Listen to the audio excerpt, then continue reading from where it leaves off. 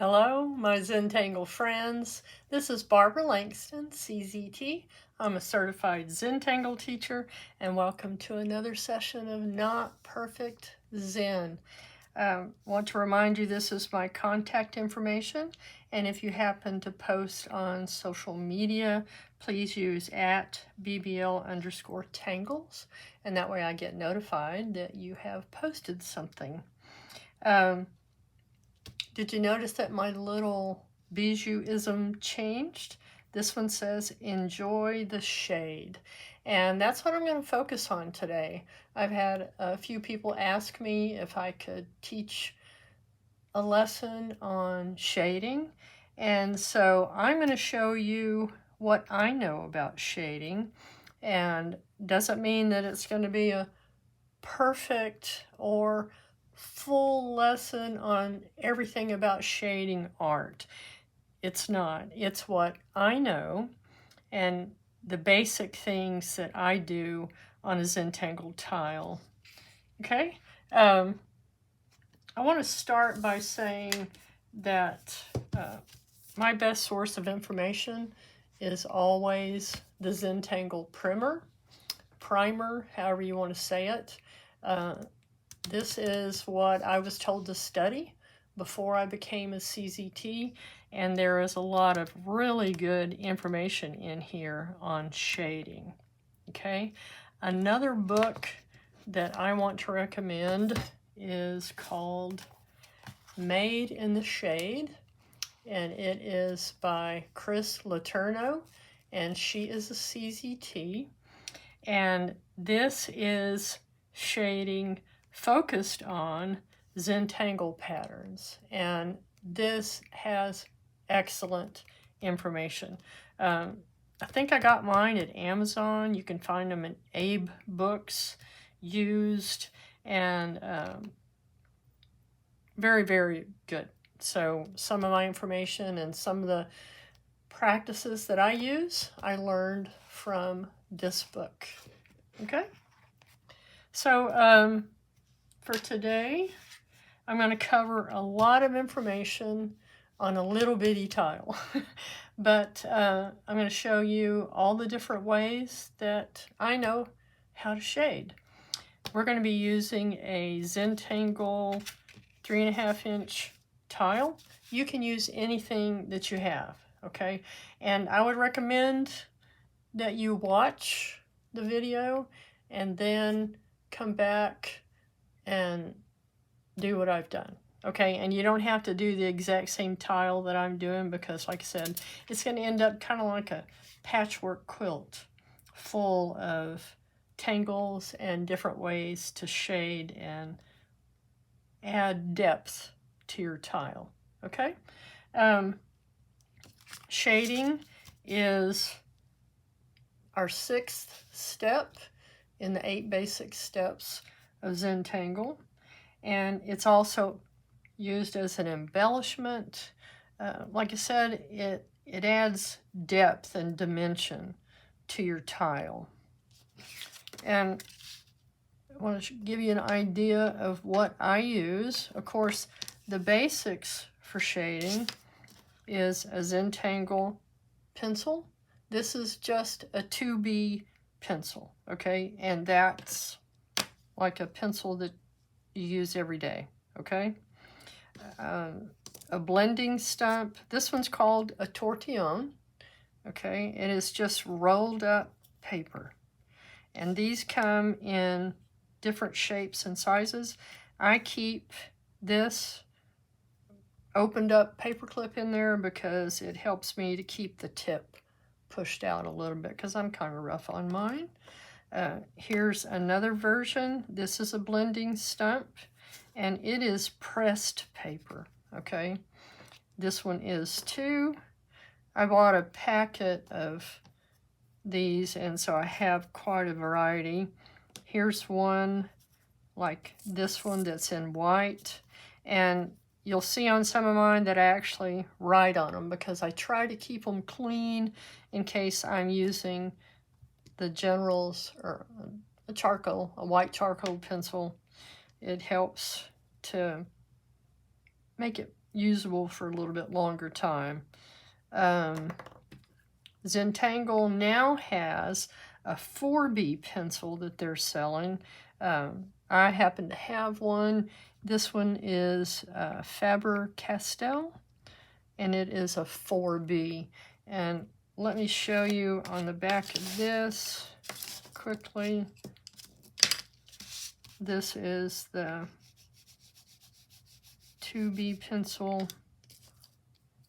This is just a regular pencil. You can see this one is a little bit darker, and then this one is the 4B. So it's a little bit softer and a little bit darker. Okay, see that difference? All right.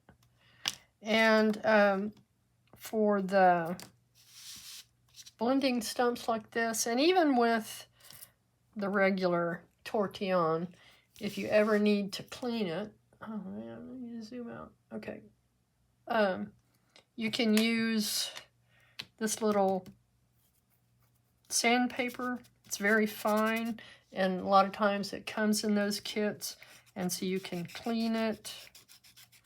And with these, you can actually sharpen and make your point a little bit better if you want to, okay? You can also use just an emery board, a nail file, and I use just the soft side, okay? The other thing that you can use, other than a tortillon or a blending stump, is just a little cotton bud, okay? And so the other thing you can use is just your finger, okay? But you end up getting kind of messy. And that's what they used in the beginning before they decided to use a tortillon. Maria just used her finger to soften the graphite. Okay, let's get all this out of the way. I think I showed you everything that I wanted to show you to begin with. So, again, we're going to use a Zentangle tile. And I am so grateful, I really am, for the Zentangle supplies that I have. I'm grateful to know about the Zentangle method and to be able to share it with you.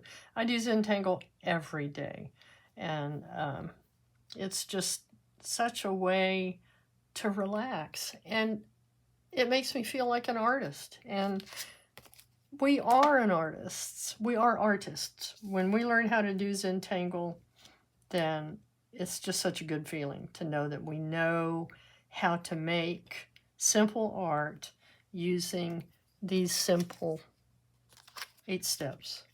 Okay? So, gratitude and appreciation, and our corner dots. We're going to do that. Now, since we're going to use so much of this tile, I am going to put my corner dots pretty close to the edge. And again, you might want to just watch this whole video before you start doing anything. Again, I'm going to show you all the ways I know and use on my tiles. There are other ways, more detailed ways to shade your tiles. Molly Hollibaugh does some very deep, dark shading. And I don't mean dark in a bad way, but she likes to add a lot of shading. And with these newer, darker pencils, I'm going to try to add a little bit more depth, okay, using a 4B. But the thing about this is it's so big. So why are these pencils so short? And why don't they have an eraser? Okay, first of all, we know that in Zentangle there's no mistakes. So they didn't provide a pencil because you don't need to erase mistakes, okay? And it's nice to be able to hold it in your hand and point it toward the area that you're trying to shade, okay? And it also makes it easier so that you're not doing something like this. So if I were to put my pencil down almost straight and just draw a line and then try to soften it, you're going to end up with a dark line that's hard to blend. Where if you do the side of your pencil, okay, and then blend it, then you're going to get a softer shadow and you're not going to have that harsh line. Okay? So we have our border. We're going to do just a very simple string right now. I'm going to, at about halfway, I'm just going to put just a slightly curved line. You can even do it straight if you want. And then I'm going to bring, actually, I'm looking at my example and I want to have enough room over here to show you what I'm doing. So I'm going to bring it over this way. Okay, so I'm looking to have it about the width of my pencil. And the other thing I'm going to use is just a Micron 01. And so I'm going to start with this. And I actually want to move it over a little bit more. I have a practice tile sitting next to me. And I know I need a little bit more room for what I want to show you. And I'm not going to worry that I've already got that guide down. A string is just a suggestion. Okay, and for this tile, I'm going to show you patterns that I've already taught. Okay, and that's because I want to focus on the shading. Let me remove these so you get what I want you to know. Okay, so for this one, I'm going to do Betweed. And for that one, we just did a very simple diagonal line. And then you start at the middle of the line you just drew and come back across. This is also known as plait. I think Plait. And I'm not sure who did that pattern, but I'm calling this one Betweed. Okay, so we're just going to very simply go down this braid. And we're going to go ahead and fill the tile with patterns. And then we're going to come back and I'm going to show you all the ways that you can add shading to your tile.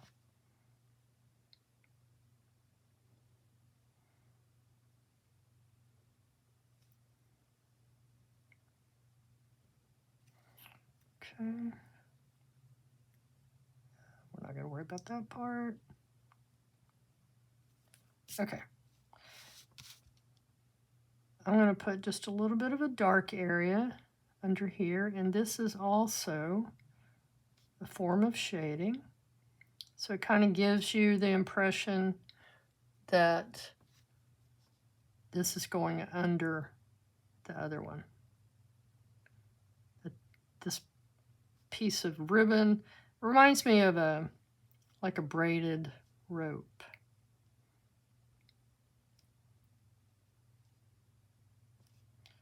But this is shading with your pen.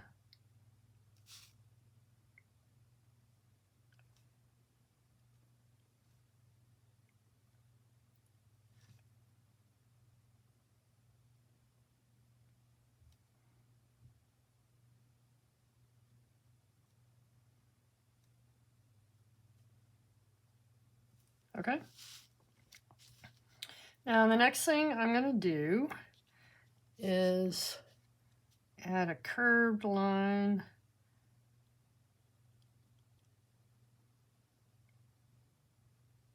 across here, and then another one here, and then I'm going to aura each of these, and I'm going to fill it with Shattuck. I like to have my pen point excuse me, toward the line that I'm adding the aura to. And an aura is just a line that copies the one next to it. Okay?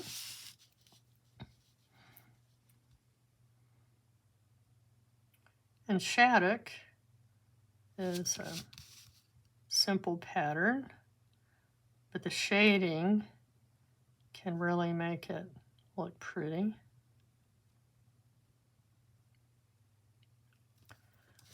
We just turn our tile, add another curve,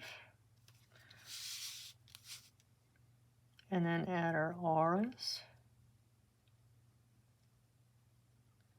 Okay, I have a bad habit of not going all the way to the line. Add another curve.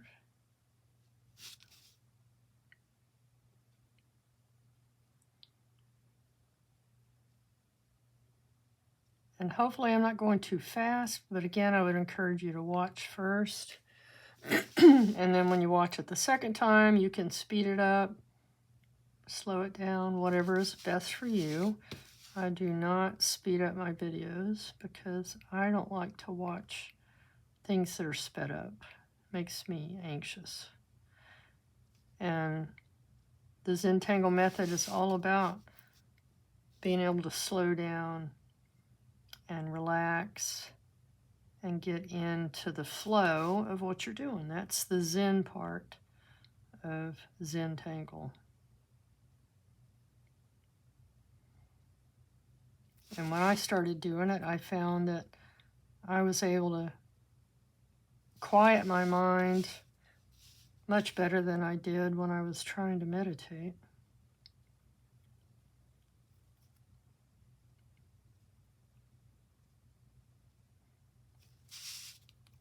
Okay. And this one would kind of go off. So we're not going to see the end of that one.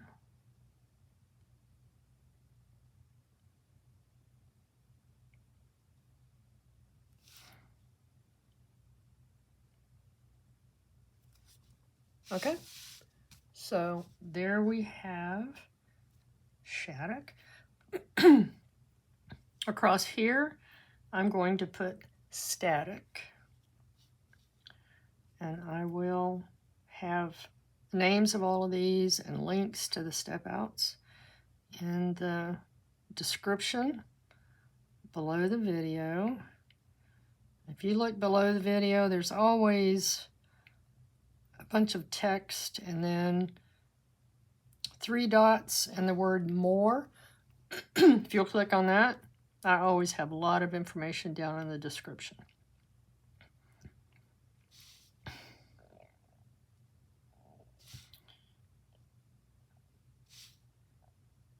And then with static, we're just going to repeat that.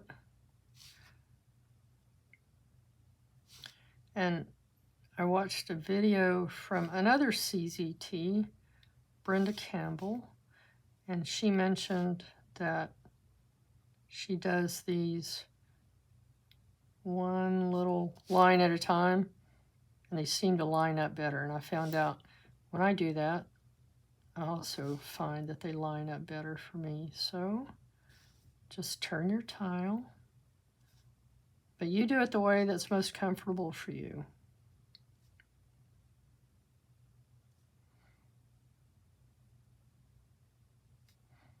And we're not going to see where that meets because it goes beyond our border.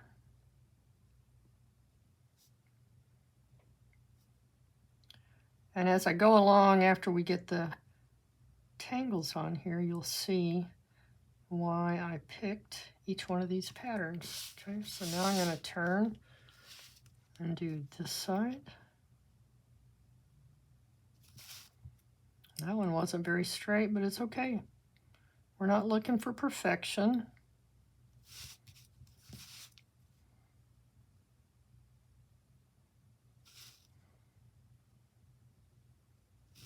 And if you ever have a tile that you finish it and you absolutely do not like it, please don't throw it away. I do have a video on transcending, and that's a very helpful way to take a tile and transcend it into something beautiful by putting another layer on top of it. I do have one video for that. I might do another one again soon. I have a long list of things that I really want to teach you. I have to keep in mind it's also summer and I'm babysitting my 2 granddaughters. So I stay busy. Okay, so there is static. Up here, I'm going to put Hollibaugh.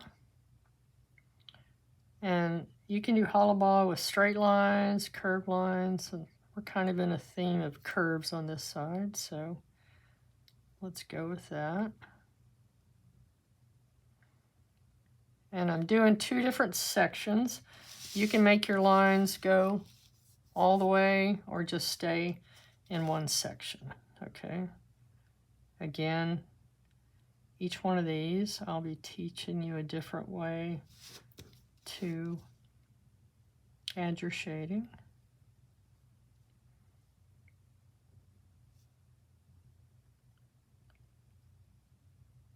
And with Hollibaugh, you can make these as wide or as narrow as you would like.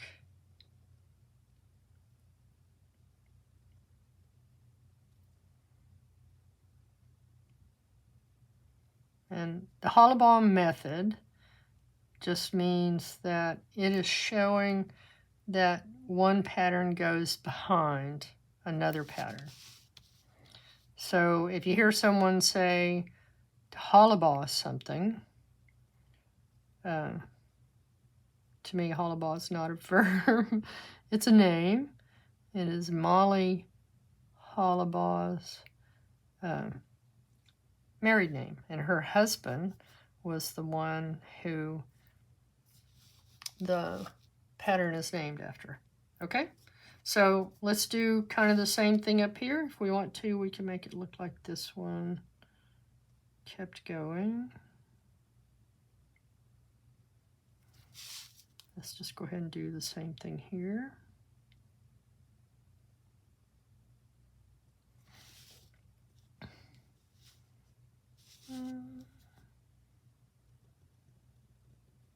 Just random lines, random little road map over here.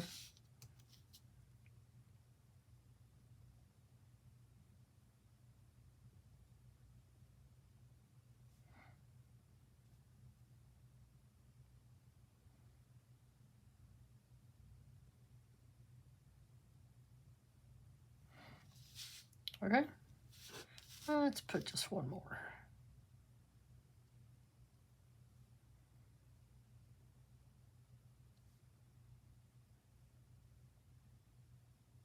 Okay, so we're going to have 2 sections of Hollibaugh here.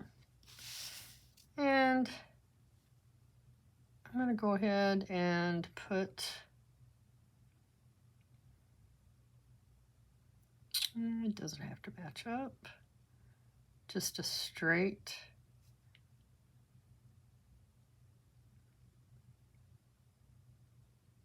division here. You can see it's about a little bit wider than this tip. And then I'm going to get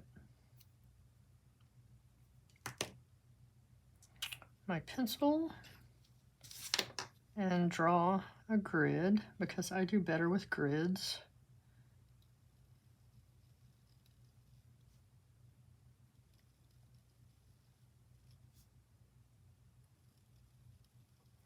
And I'm doing it very lightly.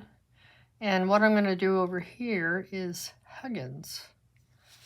So Huggins is the last name of Maria's other daughter, Martha.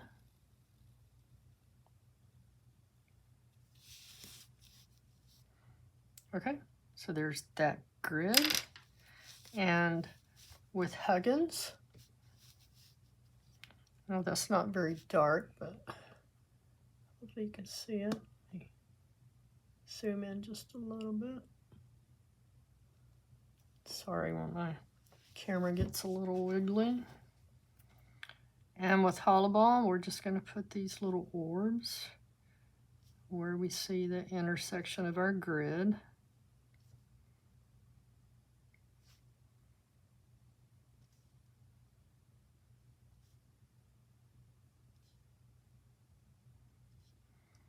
And this is because the perfectionist in me wants these to line up and to be at the right distance apart. So it's okay to put a grid. If that makes you feel better, and it does for me, then it's okay. Do it.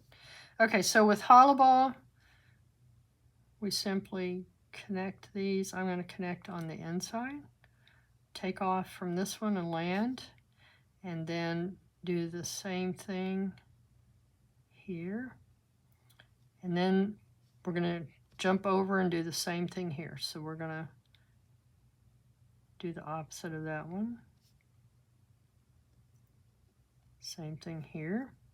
Then we're going to jump over to this one and do the same thing.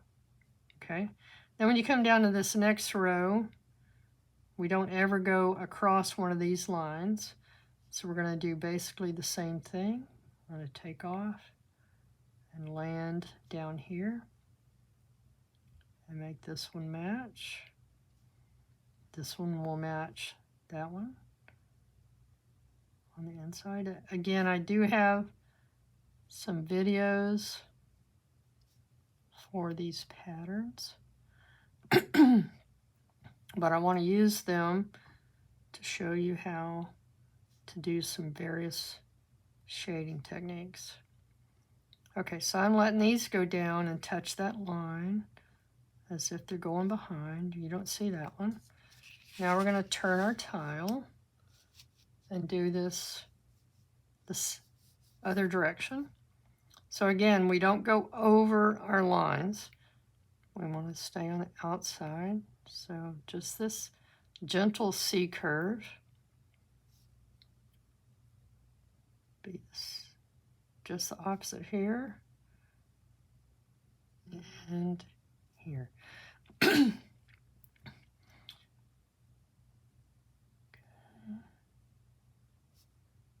Again, you can figure it out because we don't want to go over that line. So we're going to go on the inside of that pattern, inside of this one. So now we need to go on the outside.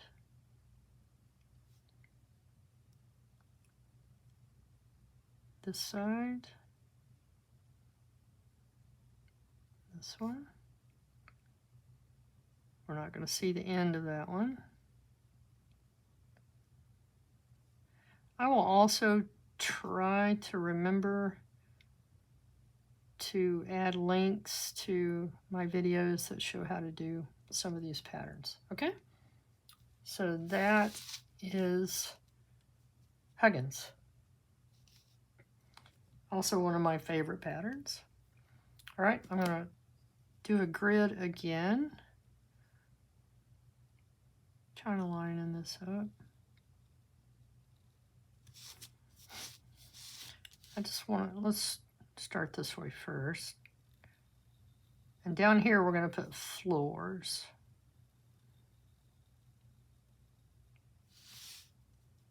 Okay. So here's our grid.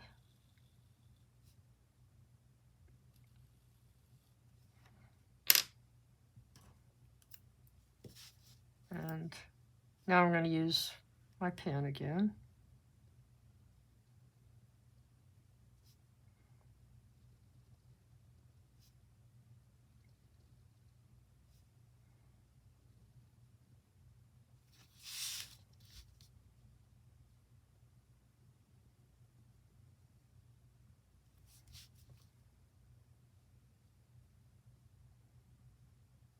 And Florz is a square grid. And then where each of these meet, we just put a little box. And this was actually inspired by Rick and Maria's tile on their floor, which is why they called it Florz. Okay, where we don't see the other side, we're just going to put half of that box. So just a little triangle down here. Across the edge.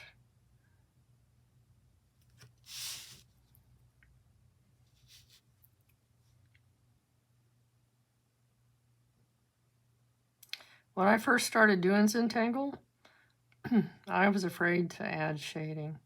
So some of my first tiles did not have shading. I finally bought a Zentangle little kit, I think at Michael's, and it had the graphite pencil and everything that I needed. So then I started trying it. And Maria said it's the frosting on the cake. You know, it adds that pop of dimension, and it can, you know, it's used for contrast and color and depth, and it really makes a difference on your tiles. Okay, on this ribbon that we left here, I'm going to put, I believe this one's Wadical. I'll make sure of the names. And that's just simply up, down, down. Sorry. My throat's getting really dry.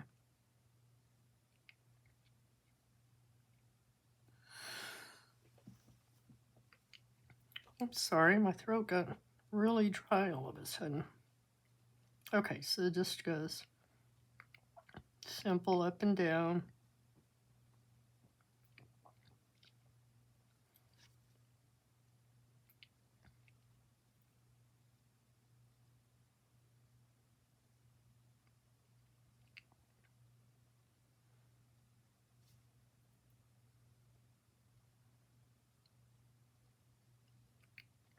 So I just tried to find simple patterns to show you.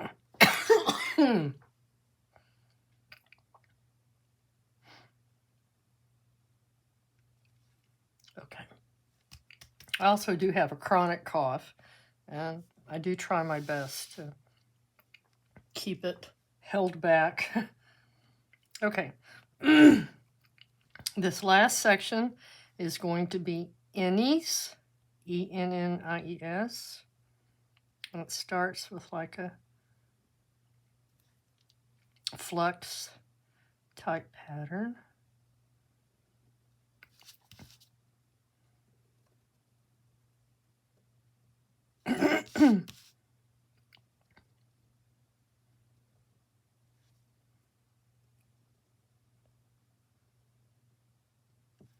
Okay, and then we're going to add an aura.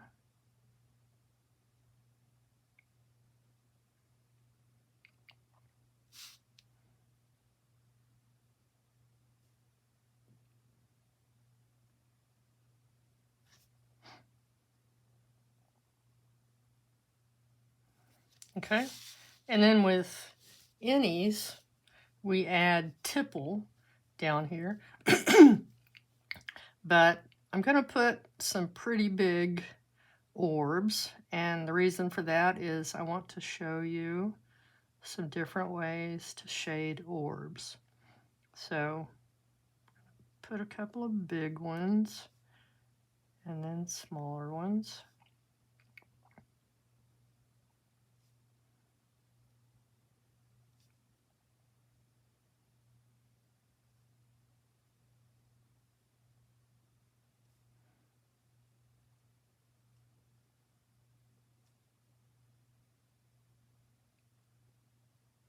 So we're just going to fill this in. And when you're doing tipple, you can just do a partial orb as if it's gone behind.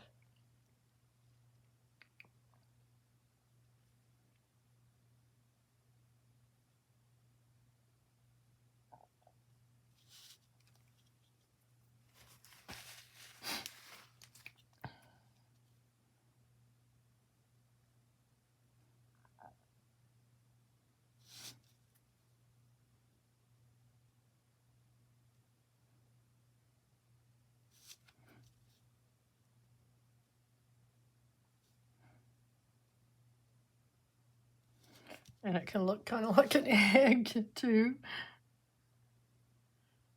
We're not looking for perfect.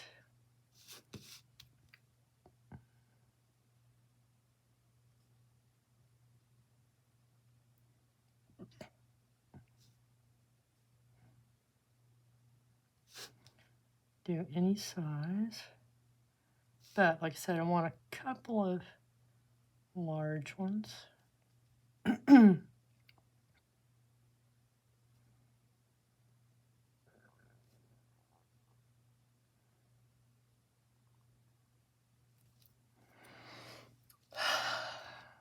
Take a deep breath.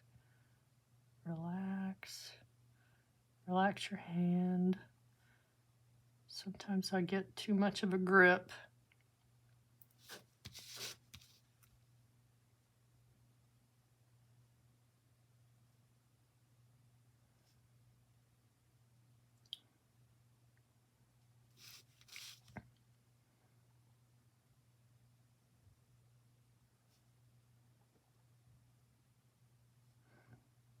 All right, we're almost done with this part. Let me get to the fun of adding our shading. All right, so there we go. We have Huggins, Wadical, Florz, Ennies with big tipple over here, Betweed, Hollibaugh, Shattuck, and Static. Now let's add our shading. Here comes the fun part. Well, not the fun part. Here comes the icing on the cake. It's all fun. It's all enjoyable. So I am going to use my Zentangle pencil and my tortillon. And I'm going to go ahead and clean it up a little bit so that we start with a fresh, clean one. You can get these from Zentangle. You can get them from any art supply. Like I said, I think I got that large pack of mine from a probably from Amazon. All right, let's just start down here in this corner. The fun thing about Static, and I would encourage you to take a picture of your tile before you shade it, and then look at it after it's shaded. With Static, I like to put a line right down the center where these lines meet, line up. That's the word I'm looking for. And then down each of these.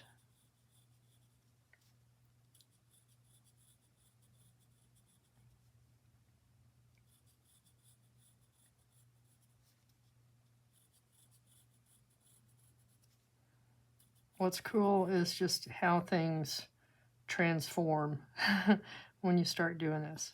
Okay, so just pick one side. So where these lines are going up, I'm just going to very lightly, I have my pencil on my side. My pencil is sharp. That's one thing I forgot to mention.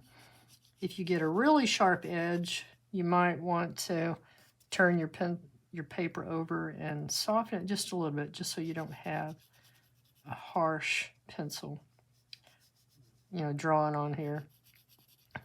So every other line, every other section, we're going to add some graphite. We don't worry about light source in Zentangle. In the Zentangle primer, it's explained that shading is done in 2 steps, okay? So you lay down the graphite with your pencil softly held in your hand, and then you blend it. And that's really the basic steps. Just like with everything else we do in Zentangle, there's no right or wrong. We're not worried about a light source. So I could have this look like the light is coming from this direction, and then somewhere else on the tile it looks like it's coming from a different direction. It doesn't matter. Don't worry about it. Okay, so isn't that cool? Already that one's transformed to look like these are peaks and valleys, okay?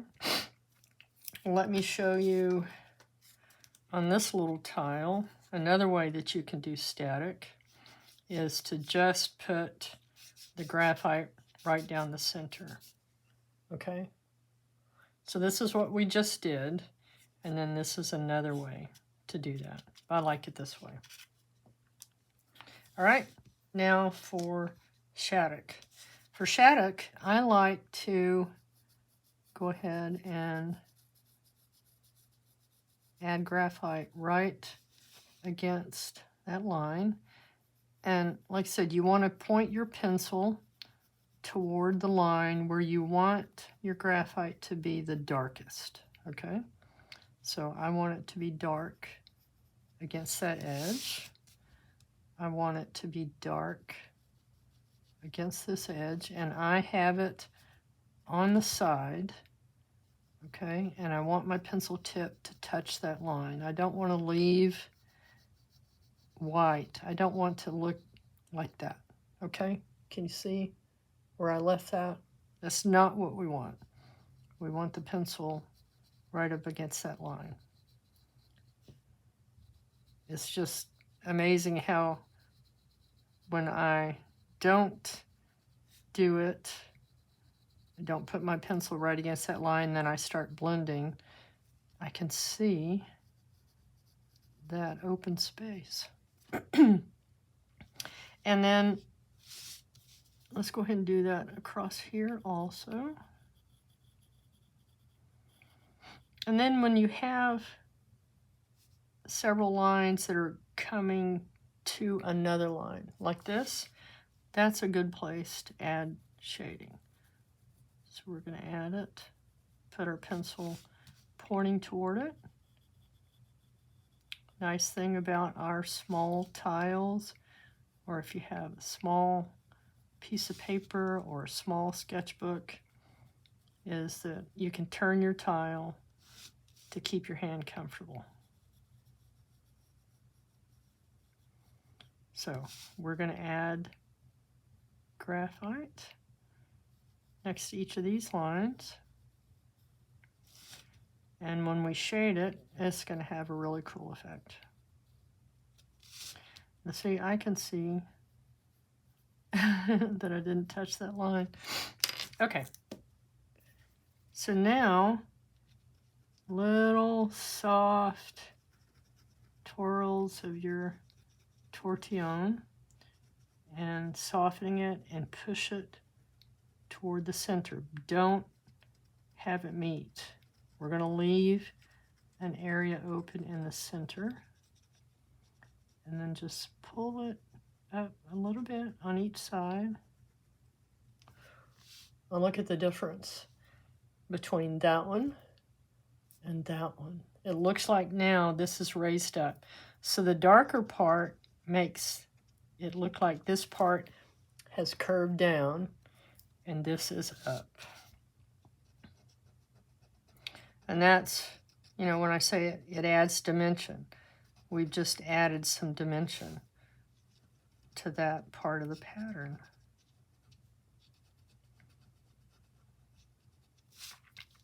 This is my favorite thing to do on Shattuck. I just love it. So again, just little soft circular motions on your tortillon, and then as you move away from where you actually put the graphite down, soften up a little bit, and then we're trying to not have a harsh line.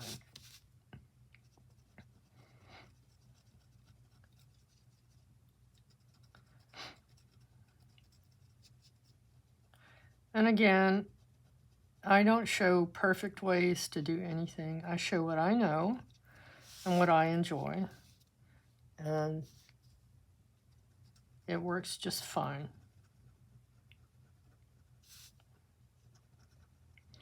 And then I'm going to show you one more trick on this when we finish. Again, I'm just softly pushing that graphite into the paper and then kind of pushing it toward the center.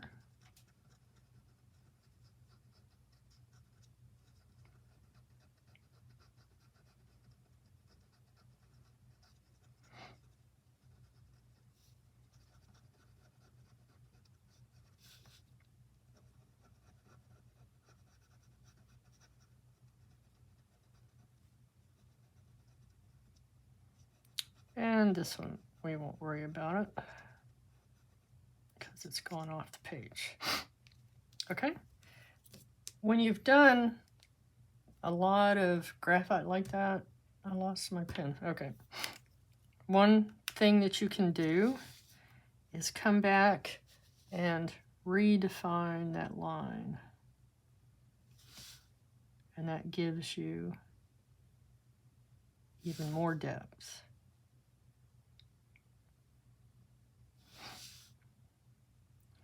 When you've added a lot of graphite, sometimes, especially with this graphite pencil, you start to lose some of that definition, and redefining the line can really help. You can do it on your line over here also. And we do that after we've finished with the graphite and the blending. Okay, isn't that cool? I just love the difference that shading makes. Okay, we're gonna do Hollibaugh in here now. And one of the ways that you can do Hollibaugh, if your little, let's just call it a road, if your little road is wide enough, we're gonna put just a thin line of graphite down the center.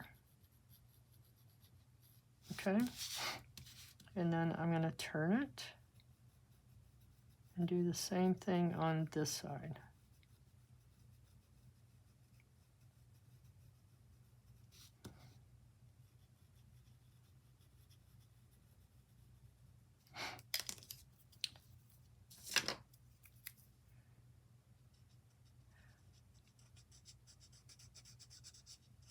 And then we're going to softly push that graphite into the paper and soften it and pull it a little bit toward the center, but not all the way.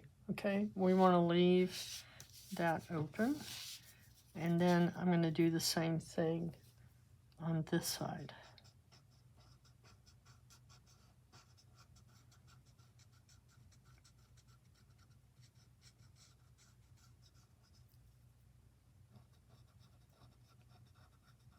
And if I see an opening, I'm going to try to make sure my graphite goes right up against that line. So isn't that cool? So that kind of gives you the same effect of almost like a pipe that's rounded, okay? And then down in this side, I'm going to do just traditional, how would you do this if you had a road going underneath another road, it's going to cast a shadow.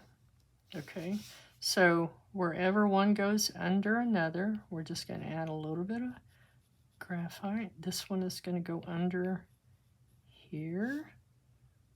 That one goes under this ribbon. Same thing here. This one is going under, so we're going to add just a little bit of graphite to show a shadow. Same thing here and here. And then on this one and this one. All right. And this is where I end up being happy that I have this in here, because I want kind of a sharp tip on this. And then I'm just going to very softly blend that.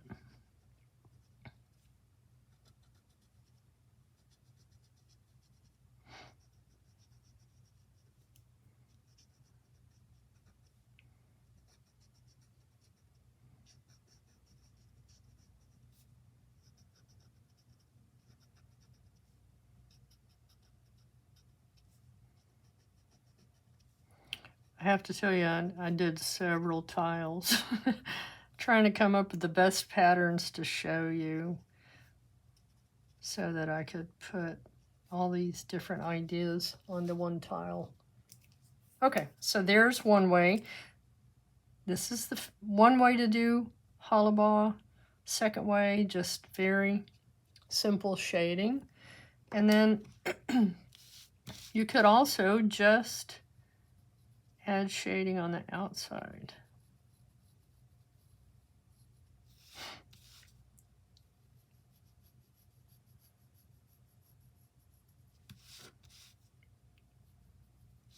You could even put patterns inside of these. Hollibaugh is so versatile. Okay, so I am just putting shading on the outsides.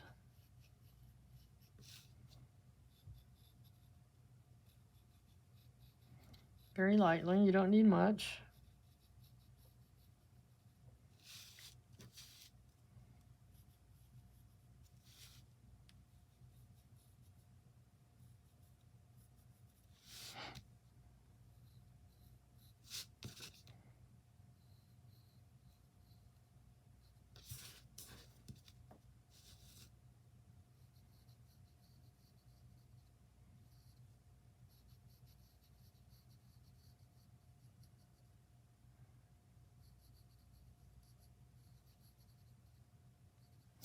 All right, now we're just going to gently soften those.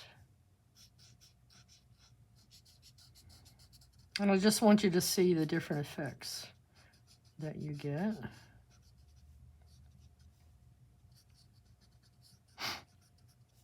Oops, missed that one, but there's enough graphite on my tortillon.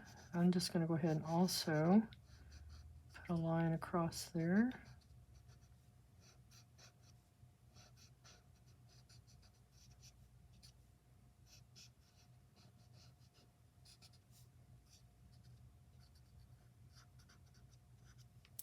Okay, so see the difference as far as this little road compared to that one, and this shading compared to that. All right, we're gonna do Hollibaugh now.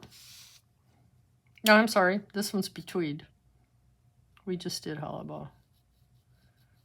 And for this one, I am just going to do basically what we did here. In fact, it's exactly what we did there.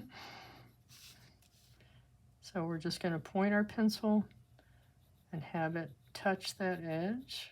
We don't need much because this isn't very wide.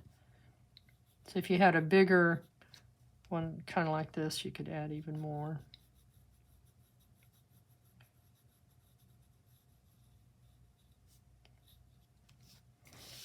And then I'm going to turn and do this side.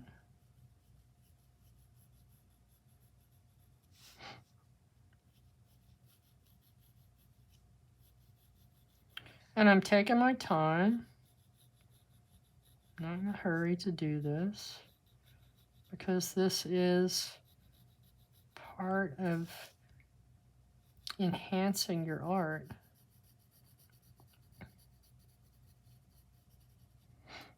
All right.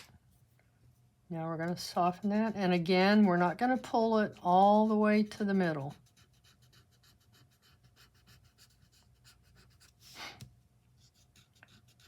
I just want to soften it on this side.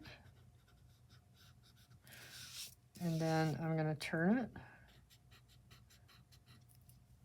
And soften it on this side.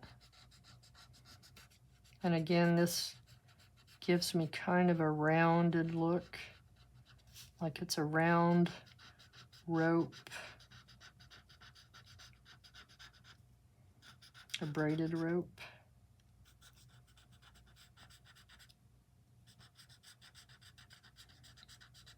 And I'm doing this side again.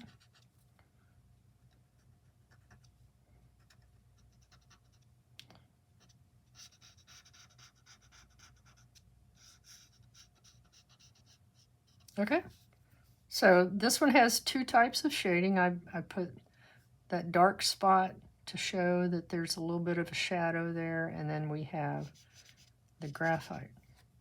Okay, cool. Now, up here on Huggins, I'm going to show you hatching and stippling and two types of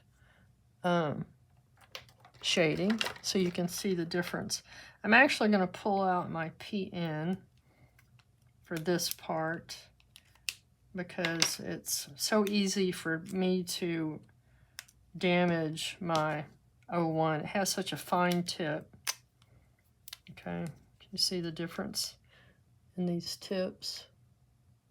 So I'm going to use this one especially for stippling. Okay, so what is stippling? Stippling is simply, let's say you've taken someone to a doctor's appointment and you have to wait a long time. You decide to do some Zentangle and you have a pen and you have paper, but you don't have a pencil for shading. So stippling is simply dots, okay? So if I put a lot of dots right here, it's going to get dark. And then just fewer dots coming this way.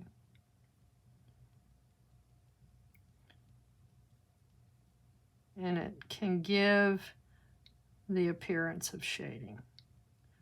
Again, we want it darker, right where this would be going under.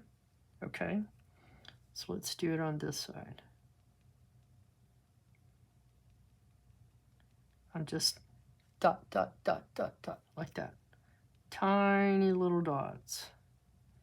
And I want a bunch of them right where the deepest part of the shadow would be. And then just come out softly away from that. It is not my favorite thing to do, but it is one way to add shading.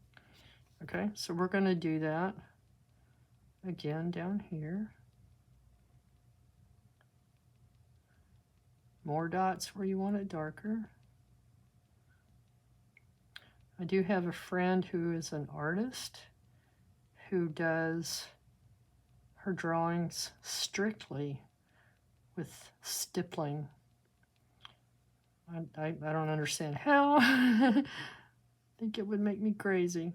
And then if you want to, just use your pen to kind of bring these together. Right up there at the top. Okay, so there's one way to shade. For this one, I'm actually going to use the 4B. Okay, so you can see how it would look with some dark shading. So if we put a heavy line here, and on this side also, and then on this side, again, this is going to make it look like these ribbons are woven, and this one is going under that one.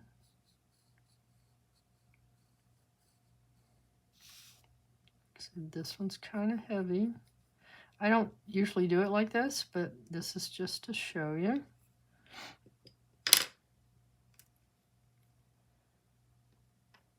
Okay.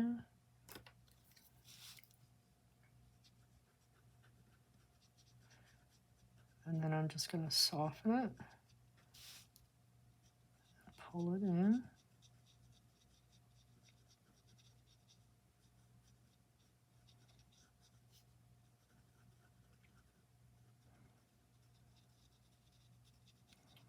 And then just keep it dark next to this part by pulling your tortillon more and more towards the center and softening how you're touching the paper. Okay? Let's do that over here. Just little circles. And I'm trying to leave the edge dark. And we can come back again. Start off soft with the amount of graphite that you're going to add. You always come back and add more.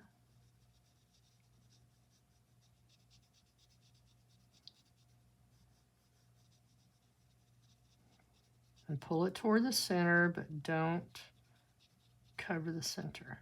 And that gives us that highlight there. Same thing down here.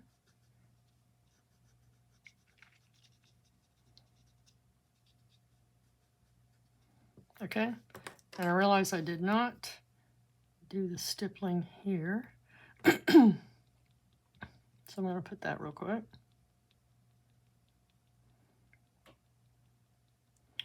I'm not the best at this, but it's just a demo of what I know. And I don't know if I've ever actually used this on a tile. But like I said, if you happen to be using just ink and you don't have a pencil, then you can use your pen to darken the areas that you want to darken.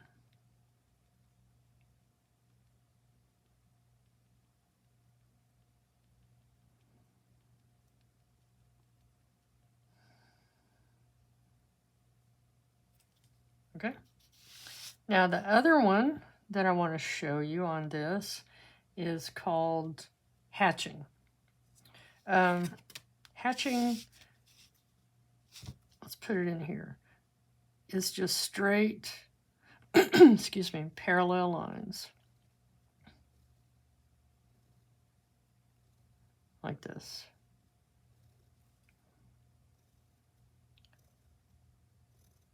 And then cross hatching goes the other way. Sorry, this came out really light. This is cross hatching.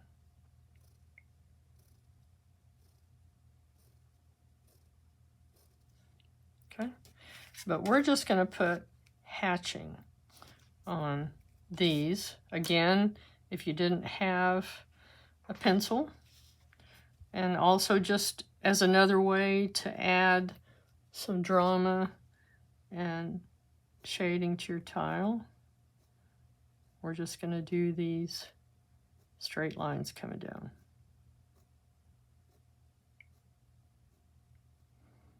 Okay, and the more you add at the top, I'm kind of pulling my pen up as I do this.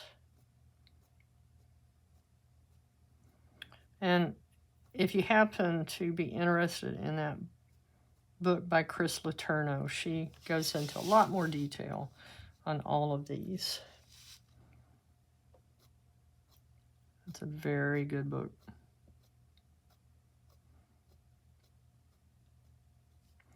Okay, so these are just straight lines coming down. I have heard Maria call this in-thatching also, but I'm not sure of the difference between just thatching and, or hatching and in-thatching. I like to do this technique a lot. I think in-thatching is not necessarily just straight lines.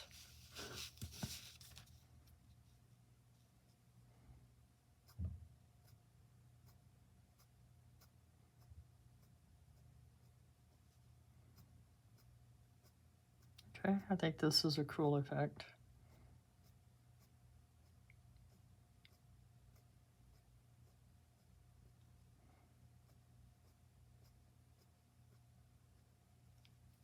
All right, I'm going to put it down here.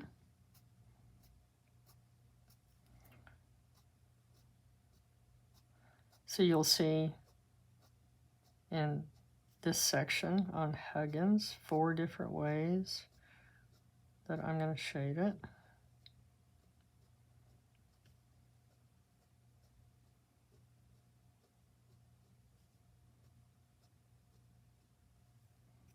Okay. Now, the last part, I'm just going to do shading like I did on the rest of the tile. So I'm just going to do softly. I'm going to point my pencil toward the line for where it's going under. And it's not going to be as dark as this one.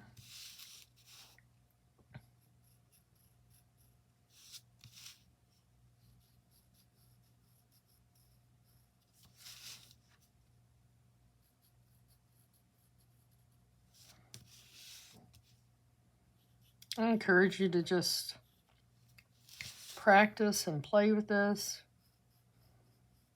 and find what you're most comfortable with. That's what I do.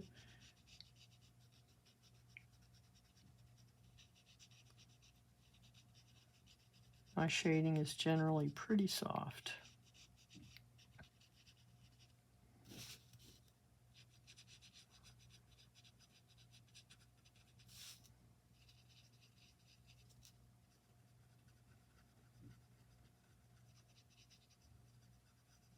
Okay, see, I'm just doing these little soft circles.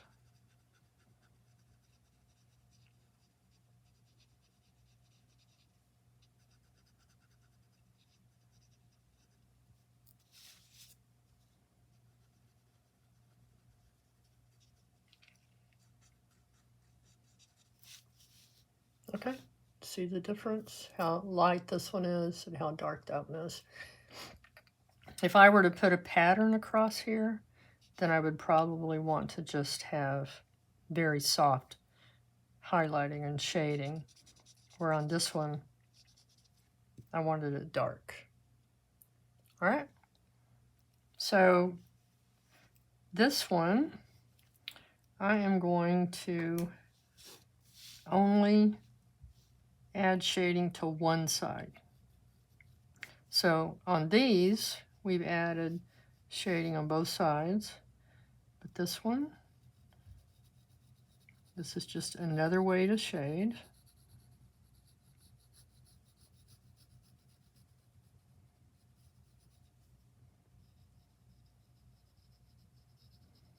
I'm trying to keep it soft, but I'm adding a little bit extra. I'm trying to make sure I don't have a white area showing.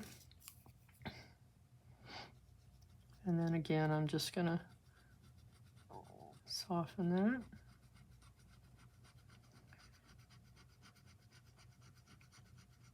Again, start with just a little bit. If you think you want that edge to be darker, Then come back with your pencil again and add a little more.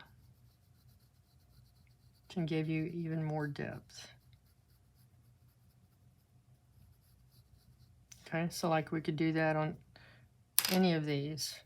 Come back and add more depth if we want to by adding more graphite. Okay, so for this area, I've shown this before. One of the things that you can do is add like a puddle. That's what they actually call it, a puddle of graphite. So that's because I don't want to put a harsh line in here.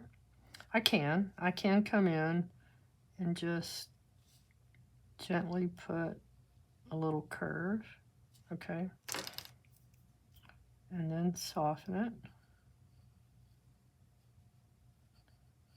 Okay, and see how that makes it look like now it's got kind of a rounded shape to it. But rather than use my pencil, I can just use my tortillon and pick up a little bit of graphite as I need it. You know, usually you have some graphite left on there anyway, just like this. But if I want it a little bit darker, pick up a little more. And we're just giving a little curve to one edge. Isn't that cool?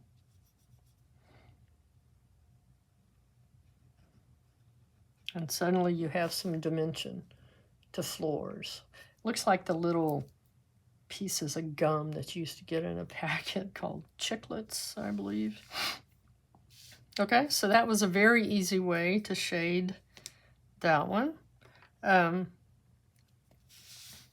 here on these, I believe this is what Maria calls in thatching. I like to do this a lot, where it's not necessarily a lot of straight lines, but it just adds some depth and some drama at the bottom of these. So I'm going to do that just a tiny bit. And see how it makes them stand out.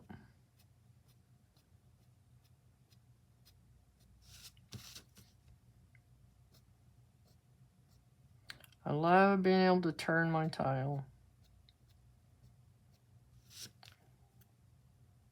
It is the beauty of what they call the elegance of limits, a limited space. Okay, so that was, I guess, in thatching. And then we can still use this little petal.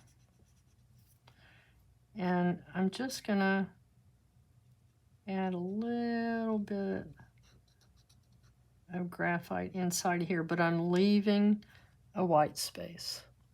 And now it almost looks like a little droplet.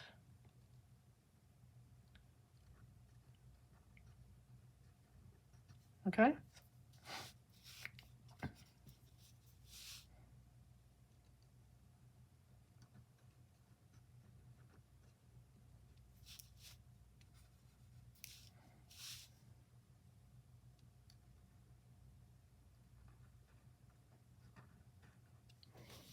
Okay, hopefully you can see that difference.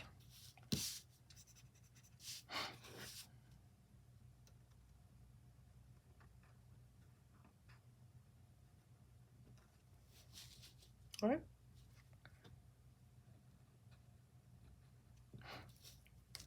Now, down here on these little orbs, I'm going to show you how you can make it almost look like a little gemstone. Again, we're not going to worry about which way the light source is coming from, but we want one corner of this orb to be dark. I'm going to add a lot of graphite there.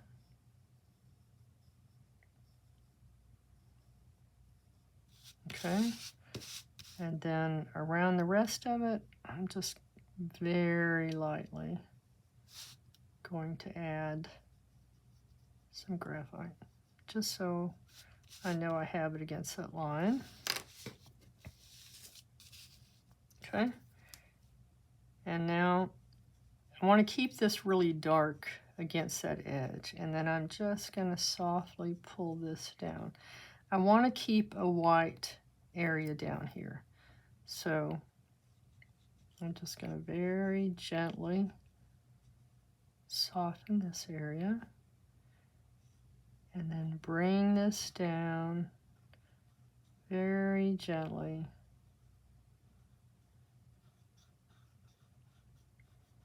Kind of blend this, keep it dark up here at the top, and bring it down. Isn't that cool? I love doing it this way on my bigger orbs. Okay? On your others, again, with this little petal, you can just come and add like a C shape. And you don't have to do it on all of them, just the bigger ones. Add a little bit of shape.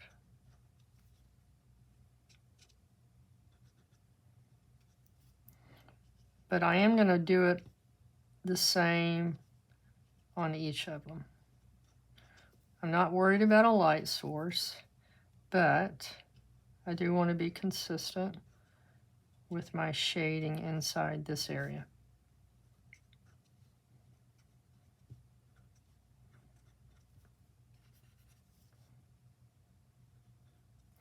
And you can come in and just actually use your pencil and add that little C shape also, if you want to have that a little bit more defined. Now it looks like bubbles. Let's go back and soften it. Okay. And the other thing I'm going to do inside here is I'm going to add kind of heavy graphite right against this line.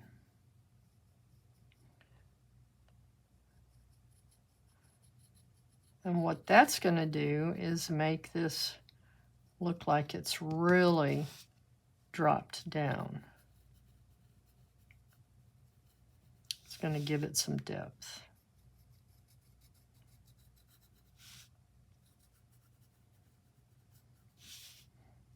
Shading makes such a difference.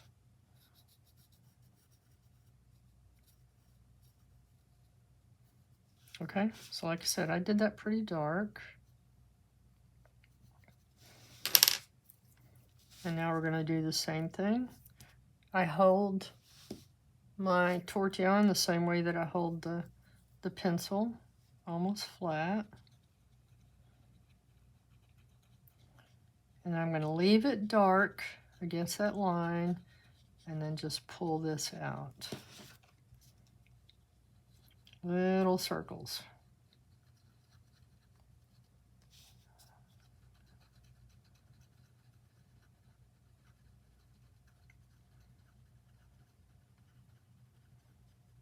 Okay.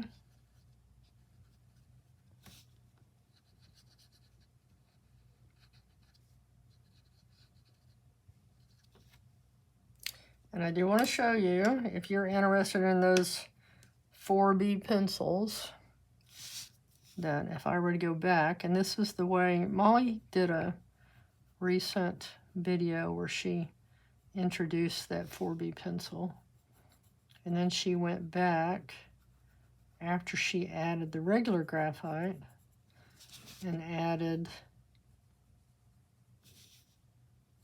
the 4B to make it even darker. But believe me, you don't have to go buy all these supplies. I just want to show you the difference. I'm happy to use what I have, which is the Zentangle pencil. But I am going to try a little bit with that 4B. Isn't that cool? How that dropped backwards? It makes it look like it's down in a hole now. Now we could do the same thing across this if we wanted to make it look like static's going under. You know, just look at your tile and see where it might need a little bit of shading.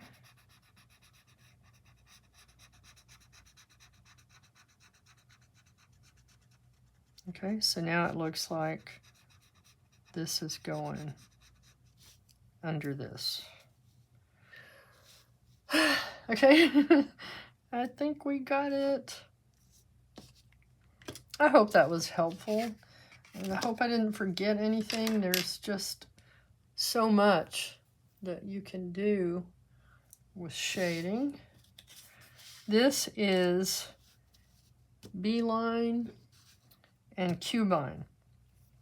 And I left one side unshaded and added shading on this side. And just look at the difference it makes. Especially with Cubine, the shading becomes the coloring on one edge. And that's where I said that you could even use the graphite pencil to color your tile. Okay. This shows some different effects on an orb. This one is shaded kind of like what we just did with this one, okay? And it has an open area here that's just white. And then this one is a little bit darker on this side and then very lightly there. This one has the graphite here, and then it has a shadow as if the light were coming across. And then this one's solid black and used a white pen to add a sparkle. Okay, this is Nippa. And if I shade the inside, then it looks like you're looking down a hole. If I shade the outside, it looks like it's floating above this part. Okay. And then for Pepper, adding that shading around the edge actually makes it look like a peppermint, and that it's curved going down. Here's a couple of examples on Hollibaugh. Okay, I really like the effect of that one. That's a lot of fun. And then here's another little gemstone that I did. And I did it exactly, excuse me, the way that I showed you here. Okay, except that then I used a white jelly roll to put a little sparkle here. And this one does kind of show that the light's coming this way. It's bouncing off and then it's coming out like that. And you can, even on a white tile, add a little bit of the white charcoal and it will show up a little bit.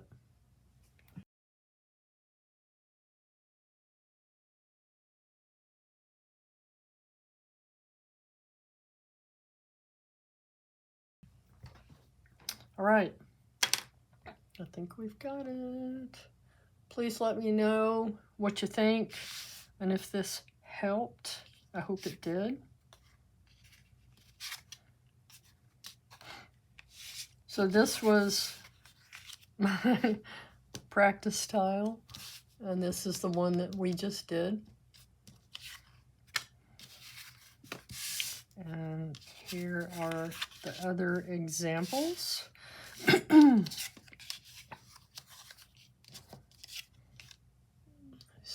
got this pulled out. I guess I have.